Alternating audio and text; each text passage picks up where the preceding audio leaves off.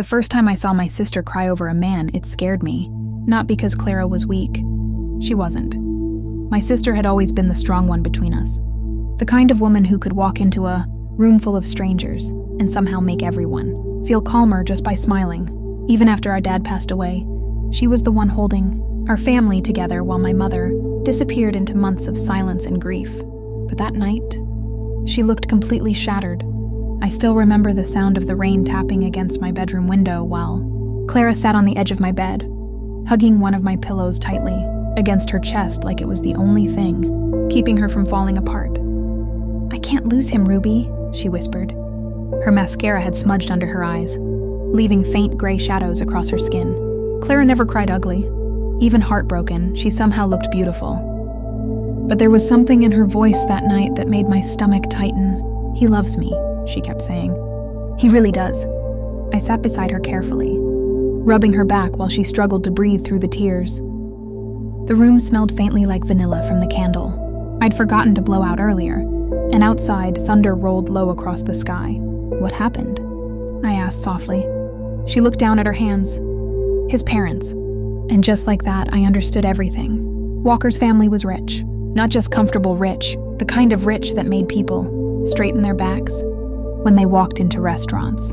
The kind of rich that owned summer homes they barely visited and wore expensive watches without ever mentioning the brand, because everyone already knew. Meanwhile, we were normal, comfortable enough to survive, but nowhere near their world. Walker was their only son, their perfect son. Educated, handsome, polished. His parents had apparently spent years planning his future, like it was some carefully arranged business deal. They wanted him married to the daughter of another wealthy family. Someone elegant, someone appropriate. Not Clara. Not my sweet, emotional, warm-hearted sister who still cried during animated movies and baked birthday cakes from scratch for everyone she loved. They told him I'd embarrass them, Clara said quietly, her voice cracking again. His mother said I wasn't the kind of woman who belongs beside their son. I felt anger rise in my chest so fast it almost burned. That's disgusting. But Clara shook her head quickly. No, Walker defended me. He fought with them for hours. She wiped her face with trembling fingers. Ruby, he told them if they didn't accept me, he'd leave. I frowned. Leave? He said he'd walk away from everything. There was something surreal about hearing it. Men like Walker didn't throw away family money and privilege for love, at least not in real life. That only happened in movies people watched when they wanted to believe love still existed. But according to Clara, Walker did exactly that. He stopped eating, stopped answering his parents, locked himself in his apartment for days, and when his parents finally confronted him, he apparently told them he would rather lose his inheritance than lose Clara. At first I thought it sounded dramatic, almost unreal, but Clara looked at me with this fragile little smile through her tears and whispered, "He chose me." A week later, his parents agreed to the engagement. And just like that, our entire world changed.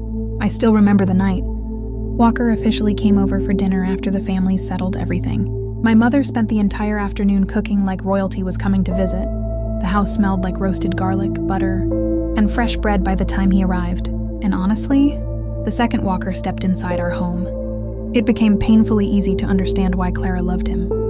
He had this warmth to him that made people lower their guard instantly. He wasn't arrogant like I expected rich guys to be. He laughed easily, looked people directly in the eyes when they spoke, helped my mother carry dishes into the kitchen without being asked. Even my uncle, who hated almost everyone, liked him immediately. Walker had this dangerous kind of charm that didn't feel forced. The kind that made you feel important while he was talking to you. "Ruby, right?" he said to me that night with a smile. "Clara talks about you constantly." I laughed awkwardly. "Hopefully only good things." "All good things," he said. And somehow I believed him. The engagement party happened 2 months later. It felt like one of those glittering nights people remember forever. Soft golden lights hanging from the ceiling. Expensive flowers everywhere. Clara glowing in a pale silver dress while Walker looked at her like she was the center of the universe. I'd never seen my sister that happy before. Every time she looked at him, her entire face softened. And every time he touched her hand, she smiled like she still couldn't believe he was real. Our family adored him. My mother called him son before the wedding had even happened. My cousins dragged him into family photos. My little nephew followed him around constantly because Walker somehow had endless patience with children. It felt safe. That's the strange thing about dangerous people sometimes. They don't enter your life like storms. Sometimes they enter softly, smiling, gentle, polite, like someone you should trust. Over time, Walker became part of everything. Family dinners, weekend outings, road trips, movie nights. It got to the point where I couldn't remember what our family looked like before him. And somewhere during all of that, Walker started paying special attention to me. Not in a way that seemed wrong. Not at first. He just always made sure I was included. If everyone was talking too fast at dinner, he'd glance at me and ask, "Ruby, what do you think?" If we were walking somewhere as a group, he somehow always slowed down beside me. During family trips, he'd bring me coffee exactly the way I liked it without asking. "You remember that?" I asked once, surprised. He smiled casually. "Of course I do." Little things like that. Tiny details.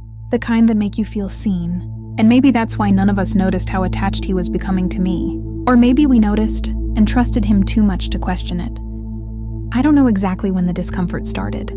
That's the part that haunted me later. There was no dramatic moment at first. No obvious line crossed in front of everyone. No screaming alarm in my head telling me something was wrong. It was smaller than that. Quieter, like standing in a room that slowly gets colder until you suddenly realize you've been shivering for hours. At first I thought I was imagining it.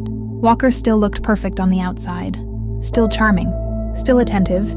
Still the man my sister stared at like he hung the moon in the sky. During dinners, Clara would sit beside him, glowing with happiness, while he smiled politely at everyone around the table. But somewhere along the way, his attention started drifting.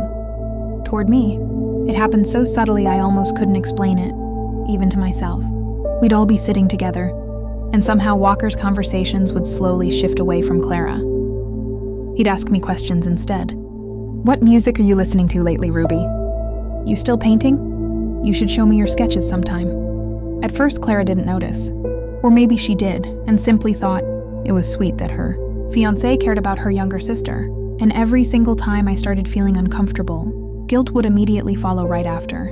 Because what kind of person gets suspicious of someone for being kind? Still, I started noticing things. Tiny details.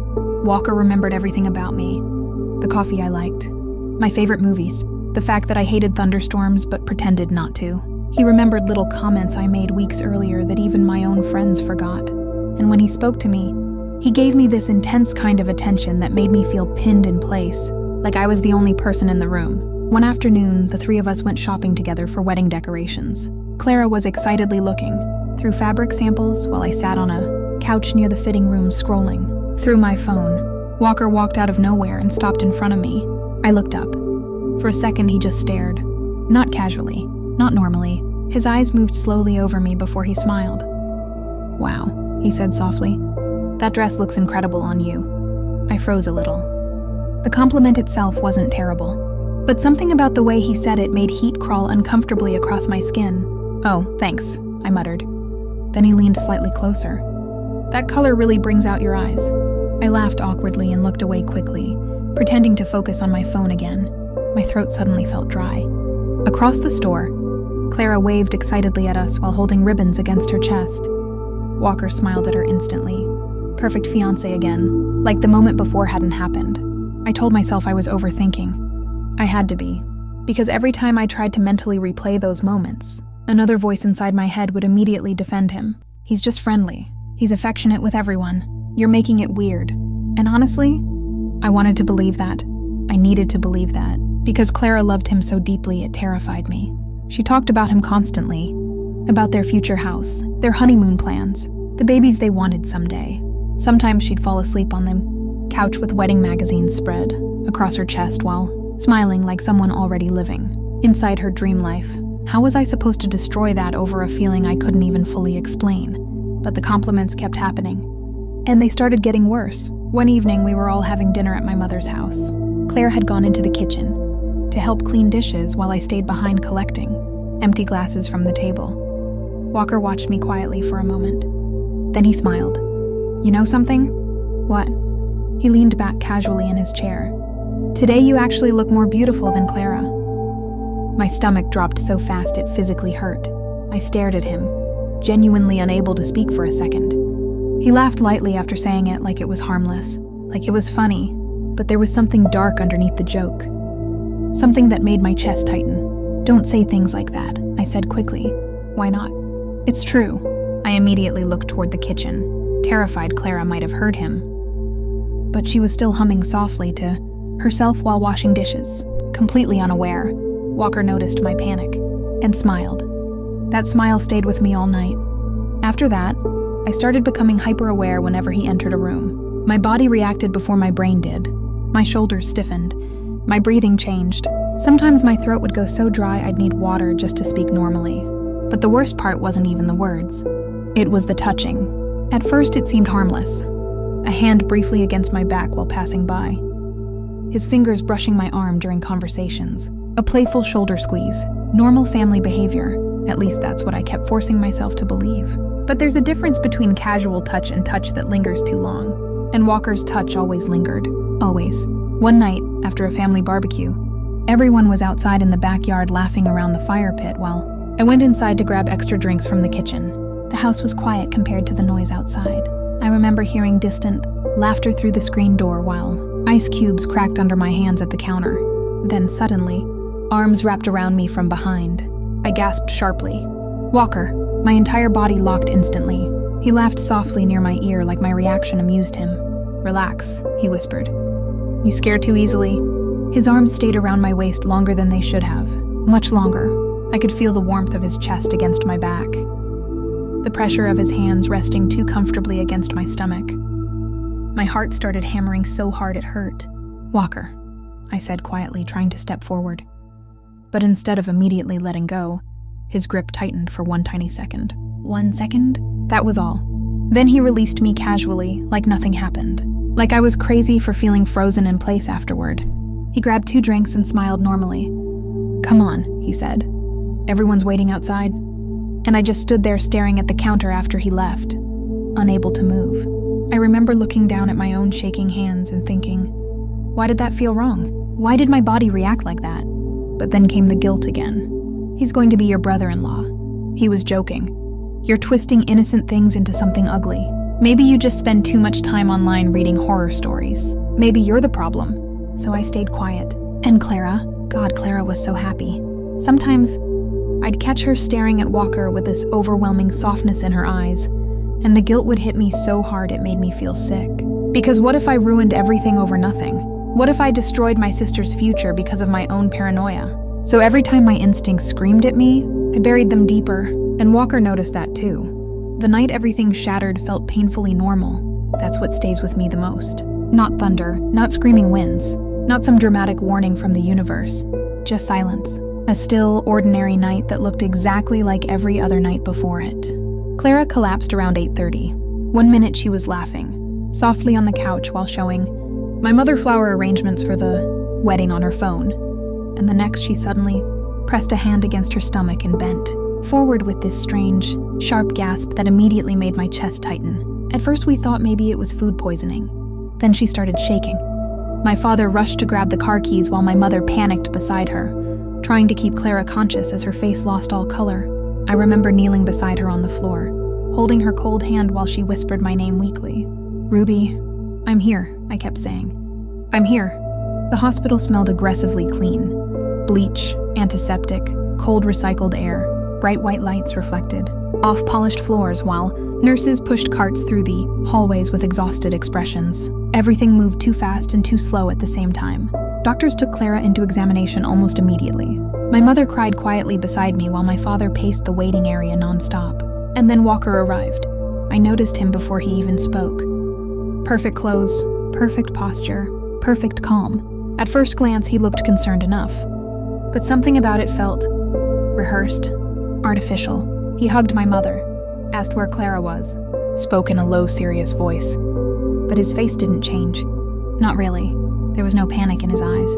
No fear, no desperation, nothing. And once I noticed it, I couldn't unsee it. The woman he supposedly couldn't live without was lying inside a hospital room attached to monitors. And Walker looked more inconvenienced than worried. A strange uneasiness crawled up my spine. At one point, while my father was speaking to the doctor nearby, I glanced toward Walker, expecting him to be watching Clara's room anxiously.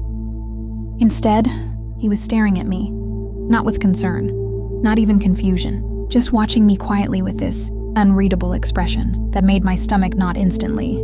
I looked away first. Hours passed before the doctor finally came out and explained that Clara needed to stay overnight for observation. Severe dehydration, exhaustion, possible infection. They wanted to monitor her properly. My mother insisted on staying. My father refused to leave her alone. And then suddenly all attention shifted toward me. "Ruby, you have your exam tomorrow morning," my father said firmly. "You need sleep." "I'm fine here." "No," my mother interrupted gently. "Go home for a few hours. We'll call you if anything changes." "I can take a taxi," I said quickly. Before anyone answered, Walker spoke. "I'll drive her." Every muscle in my body tightened. Immediately. Instantly. The reaction was so strong it scared me. "No, it's okay." "Ruby," my father said tiredly. "Walker's family." "Stop overthinking." Family. That word made me feel sick. I looked toward Clara's hospital room through the glass window. She was asleep now, pale against the white sheets. And suddenly guilt crushed me again. What was I supposed to say? "No, I don't want to be alone with your fiancé, because he compliments me too much and touches me strangely." It sounded insane, paranoid, ugly. So 20 minutes later, I was sitting in Walker's car with my hands locked tightly together, in my lap while the city lights slid quietly past the windows. The inside of the car smelled like expensive cologne and leather. Soft music played at low volume. Everything looked normal. That was the terrifying part. Walker drove casually with one hand resting on the steering wheel like this. Was any ordinary drive home? For the first few minutes, neither of us spoke. Then suddenly he laughed softly. "You know what's funny?" I stared out the window. "What?" "I think I like you way more than Clara." My entire body went cold. I turned toward him slowly, genuinely thinking I'd heard him wrong. Walker smirked slightly, eyes still on the road. "I'm serious." "Stop joking." "Who said I'm joking?" A heavy pressure started building in my chest. I tried forcing a laugh, but it came out weak and unnatural. "Walker, you're smarter than her," he continued casually. "Prettier too, honestly." "Don't say that." "Relax," he smiled. "You know my dad's property deserves someone like you." I felt nauseous. Actually nauseous. The moving streetlights flashed across his face every few seconds, and for the first time since meeting him, I realized I had absolutely no idea who he really was. The mask was gone. Completely gone. And underneath it was something rotten. Something terrifying. I reached for my phone quietly inside my pocket.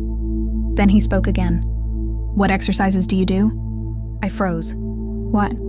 "Your body." He glanced at me briefly. "Your figure is outclass." I stopped breathing for a second. "When Clara gets better," he continued with a disgusting little laugh, "you should teach her. Maybe then when I touch her, I can pretend it's you." My blood turned to ice. Every instinct inside me started screaming. "Stop the car." He laughed. "You're so tense. Stop the car right now." But instead of slowing down, he suddenly turned away from the main road. I noticed it immediately. The familiar city lights disappeared behind us. The streets became emptier. Darker, quieter.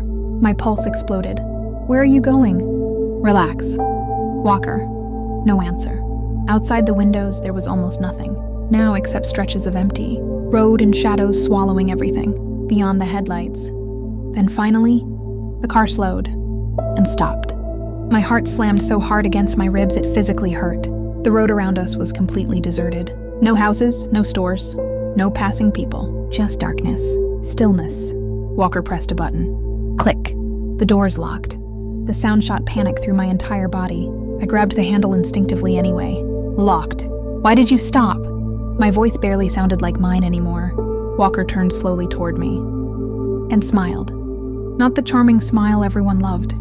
Not the sweet fiancé smile. This one looked wrong. Predatory. I think you know why. My throat closed. "Please drive. You've been driving me crazy for months, Ruby."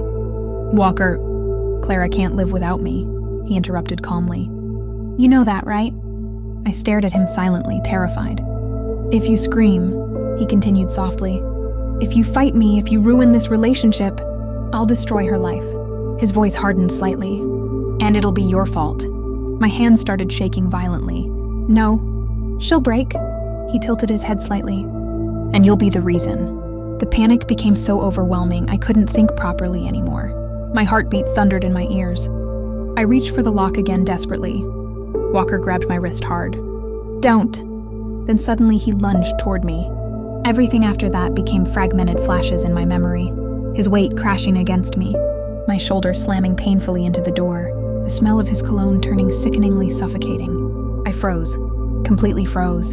For one horrifying second, my body stopped functioning. My brain couldn't process what was happening fast enough. This isn't real.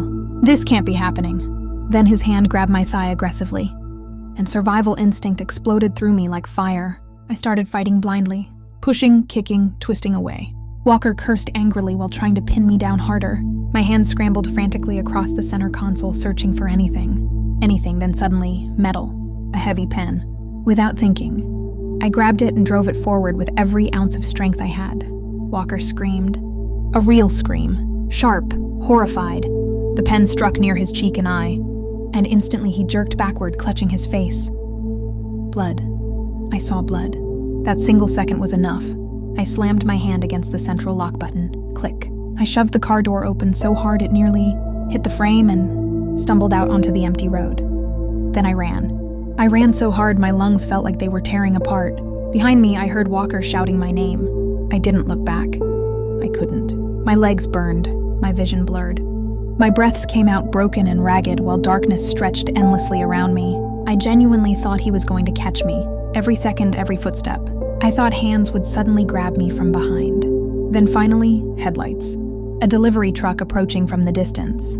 I stumbled into the middle of the road, waving my arms desperately, sobbing so hard I could barely breathe.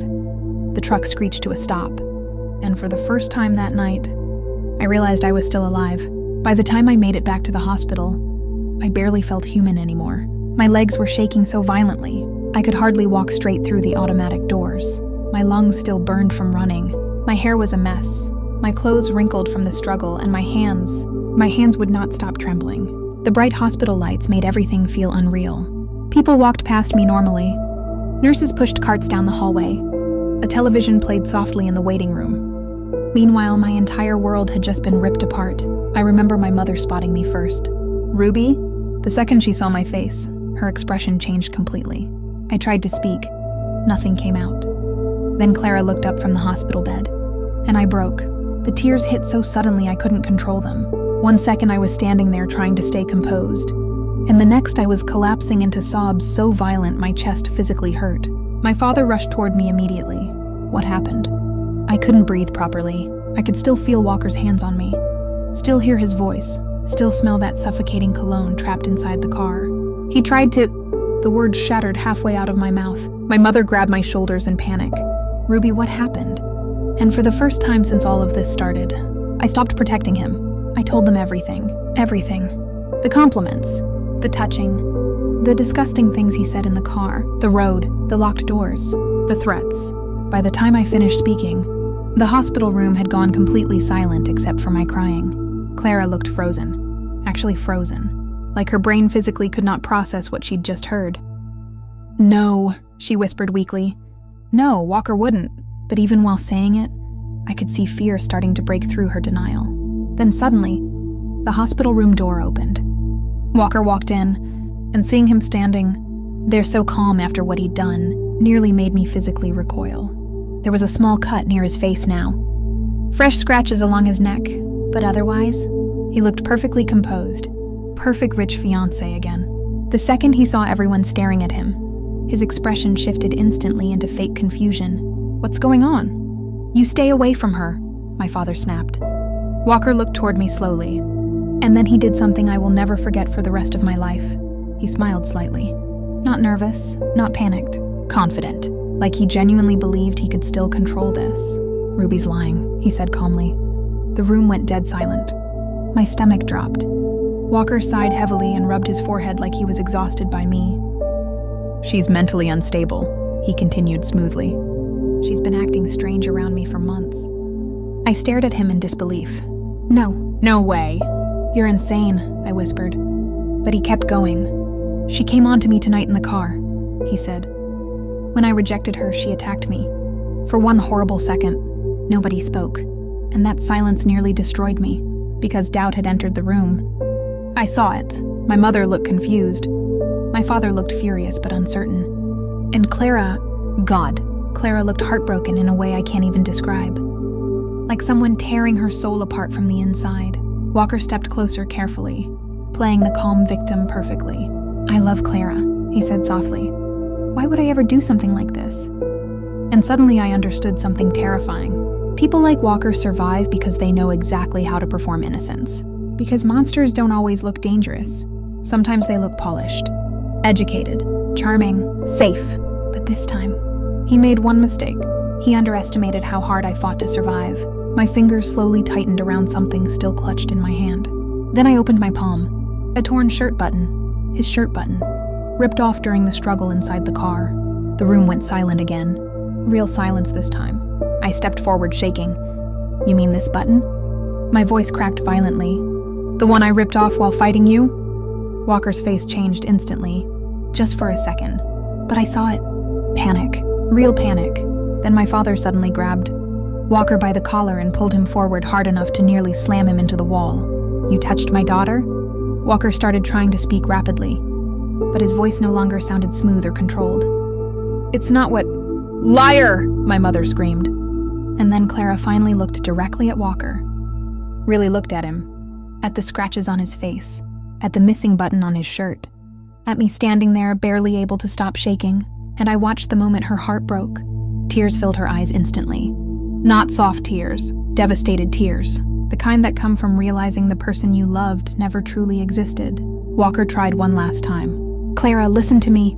She ripped the engagement ring off her finger so fast it almost looked violent. Then she threw it directly at his face. "I would rather die alone," she said through tears, "than spend one more second loving a monster like you." The ring hit his chest and fell onto the hospital floor with a sharp metallic sound. Nobody moved. Not even Walker. A few minutes later, his parents arrived after being called. The second they realized what happened, their expressions weren't horrified. They were embarrassed, humiliated, terrified of scandal. They barely even looked at me.